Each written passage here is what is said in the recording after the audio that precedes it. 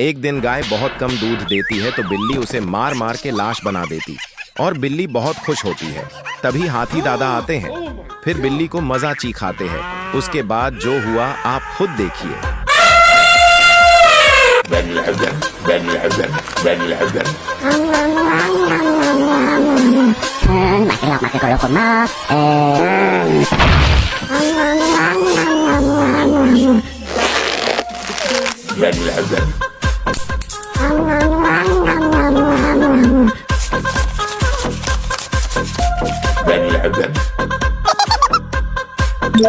Goodbye.